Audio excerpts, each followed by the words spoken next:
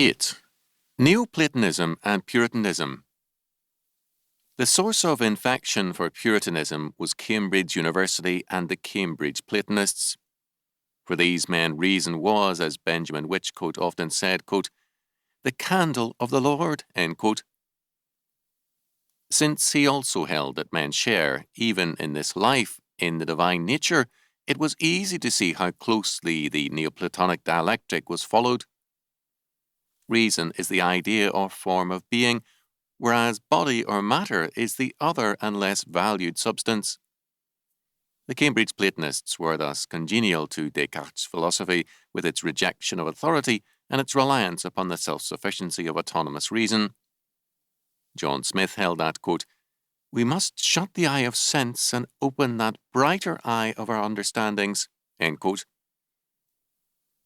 Smith placed the idea of the good above God, so that, as Wiley summarized his position, quote, "we should hold not that what God decrees is right, but that God decrees what is right." The concept right has in effect been deified, made antecedent to quote-unquote God, end quote. Moreover, Smith said, quote, "the scripture speaks of Christ not only as a particular person, but as a divine principle in holy souls," end quote. The purpose of Christ's coming for Smith was to unfold, quote, "the way and method of uniting humane nature to divinity," end quote. He held that the Bible was written for, quote, "vulgar apprehensions," end quote, for the minds of weak and foolish men. Quote, "it speaks with the most idiotical sort of men in the most idiotical way, and becomes all things to all men, as every son of truth should do for their good," end quote. The emphasis of these men was thus not so much on scripture as on mystical experience, on experimental religion. It was a mistake, they held, to seek Christ in books or in the Bible.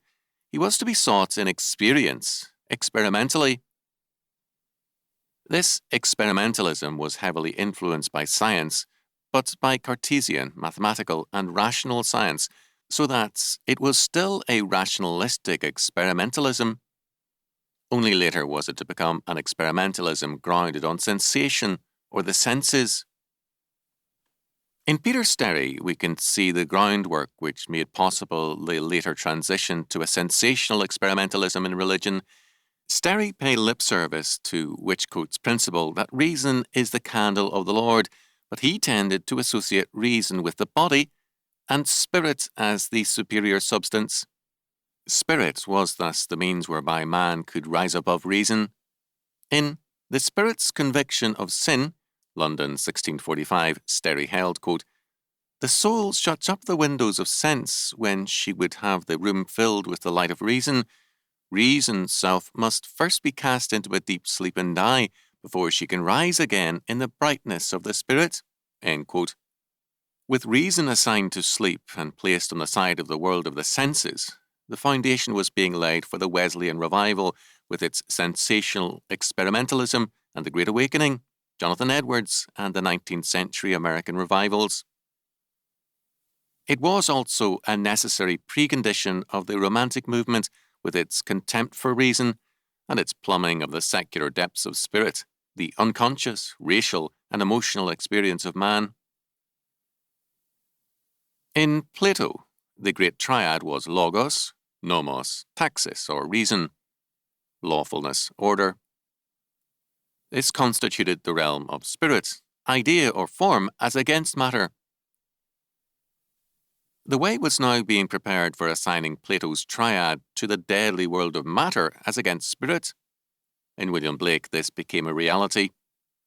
Blake's thinking was clearly dialectical, although it also reveals evidences of the collapse of the dialectic. Blake inverted the Platonic dialectic, making the body the good substance and reason the bad substance, but he also tended to a Christian Science solution of the dialectic by calling body the true soul of man, or body as a portion of the soul.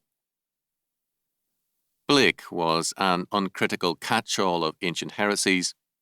His dialecticism is very clearly stated, although ironically, because his position was to favour what was called evil or energy. Quote, Without contraries is no progression, attraction and repulsion, reason and energy, love and hate are necessary to human existence. From these contraries spring what the rebellious call good and evil. Good is the passive that obeys reason. Evil is the active springing from energy. This is a very clear-cut statement of dialectics, with the difference being the romantic inversion.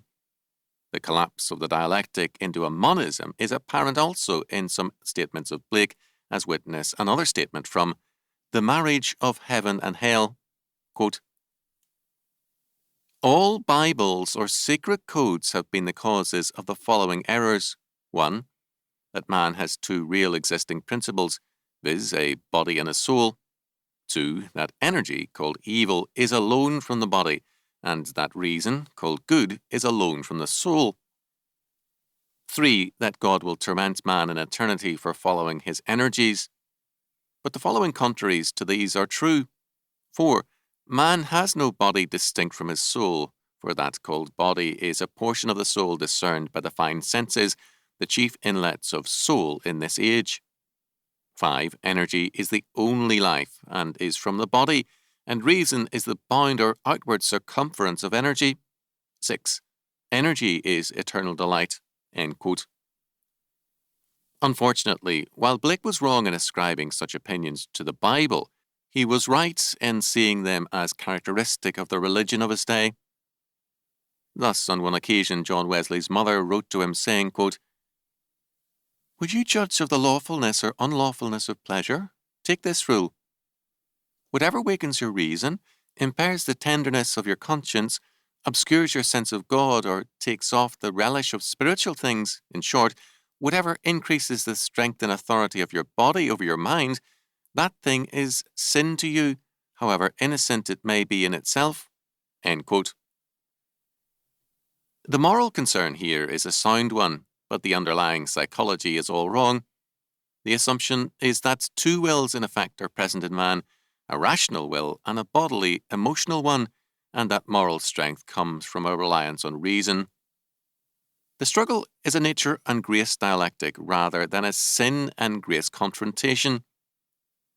Such a psychology could and did lead to a highly rational form of sinning, just as the later romantic emphasis led to much emotional sinning, which also masqueraded as virtue.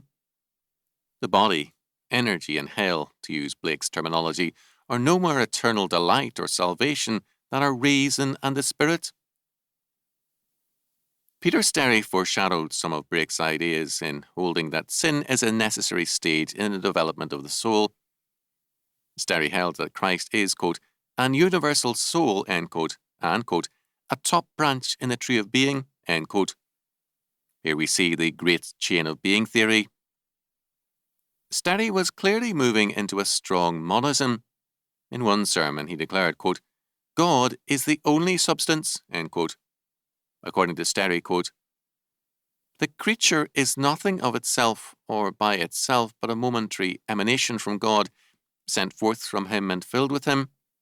God is not the creature, yet he is in the creature, not confined to the creature or defined by the creature, but filling all in all every creature, end quote. He adds further that, quote, nothing is mean and vile seen in a right and universal light, end quote. As Pinto observed, Sterry, quote, anticipated Blake's principle, quote, everything that lives is holy, end quote.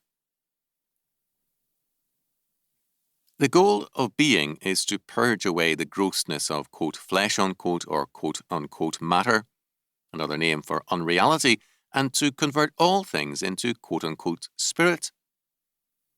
To this end, a man should live unconcerned about friends and relatives, above passions and possessions, and indifferent to, quote, employments and entertainments, end quote. Quote, live unconcerned in this world. There is no real difference between having a husband, wife, or children and having none, between being in grief or joy and being without grief or joy, between having an estate and having none, between being in the height of all employments or entertainments and being out of all. This world hath nothing real, it is all a shadow. Seeing then the various states of things on earth have no real difference, pass thou through all the states with a perfect indifference of spirit, in a constant calm. End quote. This is Stoicism, not Christianity. Moreover, by downgrading the material world, the Neoplatonists undercut the Puritan emphasis on God's law as a way of holiness. The result was antinomianism. In Jonathan Edwards, Neoplatonism was apparent in his idea of God as general benevolence, but it did not lead to antinomianism, although it resulted in a heavy emphasis on experimental religion. In other men of the Great Awakening, antinomianism was most pronounced.